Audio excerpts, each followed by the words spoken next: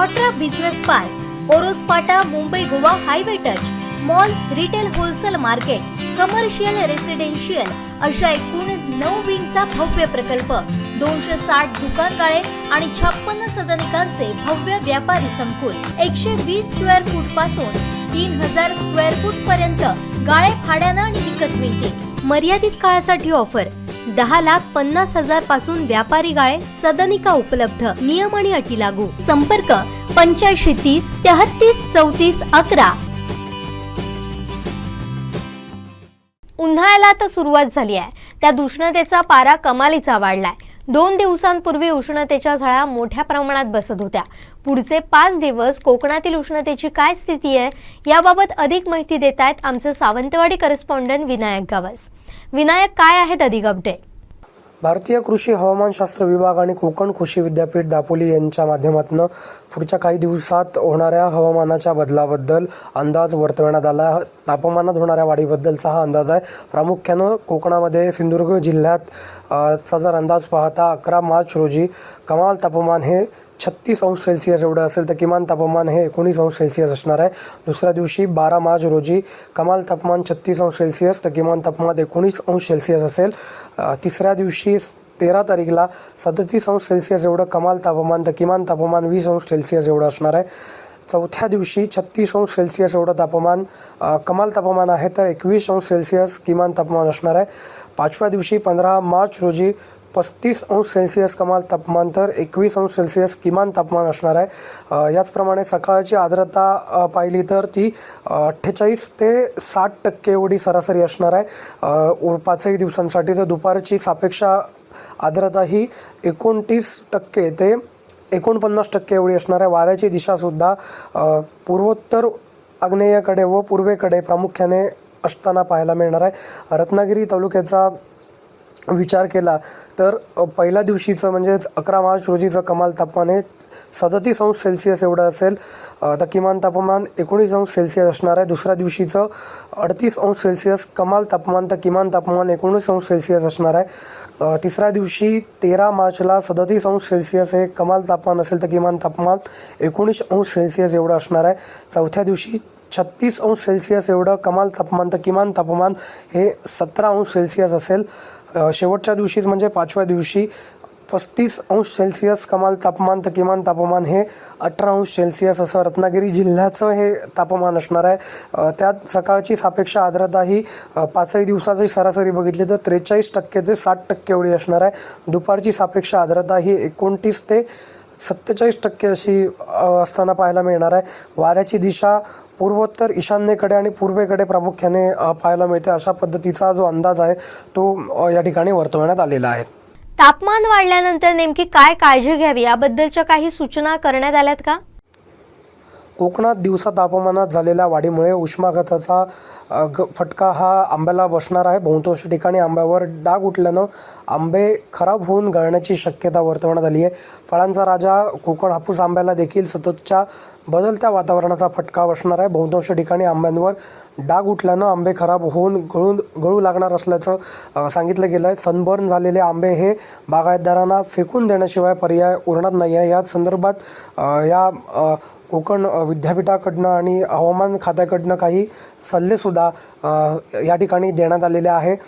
या 5 दिवसामध्ये आंबा बागायतदारांना विशेषतः आंबा काढणी सकाळी किंवा संध्याकाळी उन्हाची तीव्रता कमी झाल्यावर करावी अशा पद्धतीचा सल्ला त्या ठिकाणी देण्यात आलेला आहे।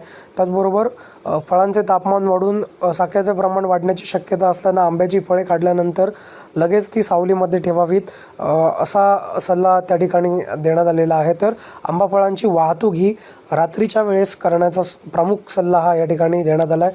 तापमानाच्या वाढीमुळे बाष्पीभवनाच्या वेगात वाढ संभवत असल्यानं आंबा झाडाला ताण बसून फळगळ होण्याची शक्यता या ठिकाणी वर्तवली आहे। त्याचबरोबर जे वाढीच्या अवस्थेतील आंबा फळ आहे ज्याच्यामुळे प्रखर सूर्यकिरणामुळे भाजण्याची शक्यता असल्याने त्याचं संरक्षण करण्याकरिता विद्यापीठाने दिलेल्या शिफारसीनुसार कागदी पिशवी त्याला लावण्याचा सल्ला या ठिकाणी दिला आहे. त्याच्याचबरोबर काजू, चिकू, केळी, नारळ, सुपारी, नवीन फळबाग आदींच्या बाबतीत सुद्धा अशाच पद्धतीचा सल्ला हा विद्यापीठाच्या माध्यमातून देण्यात आला आहे. रोपांचे वाढत्या उन्हापासून संरक्षण करण्याकरिता रोपांच्या बुंध्याला बोर्डो पेस्ट लावावी, तसेच रोपांना वरून सावली करावी अशा पद्धतीचा सल्ला हा या ठिकाणी देण्यात आलेला आहे. उष्णतेच्या लाटेच्या पार्श्वभूमीवर हवामान आधारित हा सल्ला कृषीविषयक सल्ला या ठिकाणी दिला आहे. भाजीपाला पिके या संदर्भात सुद्धा त्यांना वारंवार सिंचन द्यावे, पिकाची संध्याकाळी किंवा अगदी सकाळच्या वेळी पाणी द्यावे, विशेषतः पाण्याचा वापर या ठिकाणी करावा असा सल्ला दिला आहे. कडधान्याच्या बाबतीत सुद्धा तापमानात वाढ संभवत असल्यानं कडधान्य पिकांच्या पक्क्या शेंगा उन्हामुळे तडकून होणारं नुकसान कमी करण्यासाठी शेंगांची काढणी ही सकाळच्या वेळी करावी अशा पद्धतीचा सल्ला दिला आहे. फुल पिकांसंदर्भात सुद्धा बाष्पीभवनाच्या वेगात वाढ संभवत असल्यानं मोगरा, सोनचाफा, अबोली फुले बहरत अवस्थेत असताना पिकास ताण बसण्याची शक्यता असल्यानं पिकास गरजेनुसार पाणी द्यावं असा सल्ला दिला आहे. पशुसंवर्धनाच्या बाबतीत सुद्धा जनावरांच्या शरीराचं तापमान संतुलित राहण्यासाठी जनावरांना ताजे स्वच्छ पाणी मुबलक प्रमाणात देण्यात यावे, तसेच उष्णतेचा ताण कमी करण्यासाठी वैरणीवर 1% गुळ पाणी आणि 0.5% मीठ यांचे स्वतंत्र दवण करून शिंपरावे असं सल्ला दिलेला आहे. उष्णतेपासून जनावरांचे संरक्षण करण्याकरिता दुपारच्या वेळी जनावरांच्या अंगावर थंड पाणी शिंपडावे, त्यामुळे शरीराचे तापमान कमी होण्यास मदत होईल असा सल्ला या ठिकाणी जनावरांच्या बाबतीत देण्यात आलेला आहे. तर कुक्कुटपालन संदर्भात सुद्धा कुक्कुटपालन शेडमध्ये पाण्याची भांडी वाढवावी व पिण्यासाठी स्वच्छ आणि थंड पाण्याची मुबलक प्रमाणात देण्यात यावं असं सांगितलं आहे. तसंच खाद्य सकाळी किंवा संध्याकाळच्या वेळेत देण्यात यावे. उष्णतेपासून संरक्षण करण्यासाठी कुक्कुटपालन शेडचे गवत, भाताचा पेंडा किंवा नारळाच्या जावळांनी झाकून त्याची अति उन्हाच्या वेळी पाणी पडेल अशी व्यवस्था करावी. तसेच वारा वाहत असल्याच्या दिशेने शेडच्या बाजूस पाण्यात भिजवलेली बारदान किंवा गोंडपाट बांधावे असाही सल्ला दिलेला आहे. तर शेतीत काम करणारे जे कामगार आहेत त्यांनाही काळजी घेण्याचं आवाहन या ठिकाणी केलं आहे. शेतामध्ये दुपारच्या वेळी काम करणं टाळावं अशा पद्धतीचा सल्ला दिला आहे. कामाच्या ठिकाणी स्वच्छ थंड पाण्याचा पुरवठा ठेवावा, कामगारांना उष्णतेच्या लाटेबद्दल जागरूक करावं अशा पद्धतीचा कृषीविषयक सल्ला या ठिकाणी देण्यात आलेला आहे. तर सनस्ट्रोकग्रस्त व्यक्तीवर उपचारासाठी ओल्या कपड्याचा वापर करावा किंवा त्याच्या डोक्यावर पाणी घालावं अशा पद्धतीचा सल्ला या ठिकाणी दिलेला आहे. त्या व्यक्तीस ORS प्यावयास द्यावे किंवा लिंबू सरबत द्यावे. शरीरात पर्याप्त पाणी टिकून राहील असे अजून उपयुक्त जे काही गोष्टी आहेत ते देण्यासाठीचा सल्ला या ठिकाणी दिलेला आहे.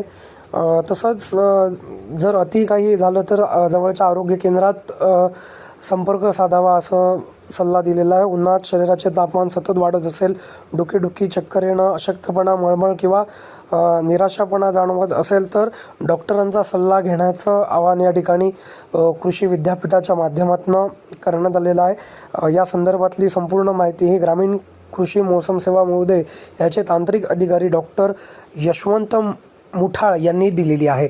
तर नक्कीच येत्या 5 दिवसात उष्णतेत होणाऱ्या वाढीच्या या संपूर्ण पार्श्वभूमीवर हवामान खात्यानं दक्षता घेण्याचा आवाहन आणि त्याच्यासाठी फळ असेल किंवा जी पशुसंवर्धन असेल, कुक्कुटपालन असेल, अगदी शेतमजूर असतील यांना काळजी घेण्यासाठी सल्लासुद्धा या ठिकाणी दिलेला आहे. धन्यवाद विनायक, तू दिलेल्या या माहितीसाठी.